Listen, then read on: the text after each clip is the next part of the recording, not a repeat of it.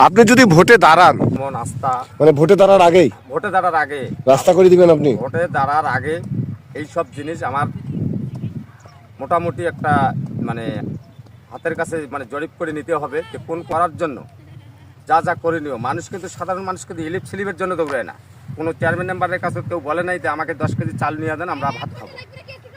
আমাদের তাহলে আপনি মানুষের কাছে ভোট নেওয়ার জন্য কি পন্থা অবলম্বন করেন, মানে কোন?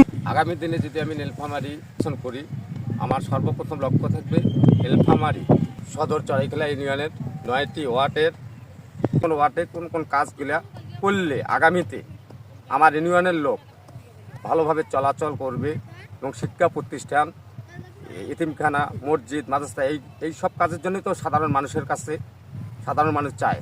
এবং এই কাজগুলো বড় কথা হলো যে আমাদের শিক্ষা প্রতিষ্ঠানগুলা বর্তমানে বিধ্বস্ত।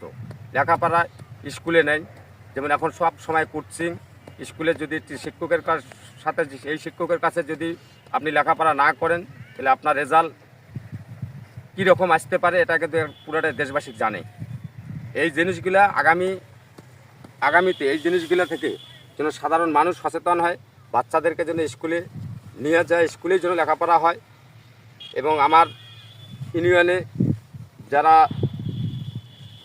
মানে নিম্ন শ্রেণীর যারা লোকজন আপনি আছে যে তাদের ভোটে দাঁড়ায়- জানানো আর চিনানোর জন্য আমাকে এলাকাবাসী প্রতিটা ওয়ার্ড, প্রতিটা গ্রাম, প্রতিটা পাড়া মহল্লায় আমাকে নিজেই যেতে হবে, তাদের ঘরে ঘরে যাইতে হবে যে আমি যে প্রতিশ্রুতিটা দেবো এই প্রতিশ্রুতির মতো যেন কাজ করতে পারি, যেটুক পাবো এইটুকুই আমি বলার চেষ্টা করবো। আচ্ছা, বেশি বেশি মিটিং করে ভালো হয় নাকি বাড়ি বাড়ি গেলে ভালো হয়, আপনি কোনটা বেছে আমি নেবেন? মনে করি সাধারণ মানুষের বাড়ি বাড়ি যাওয়াটাই সবচেয়ে উত্তম। ধন্যবাদ, হয়েছে।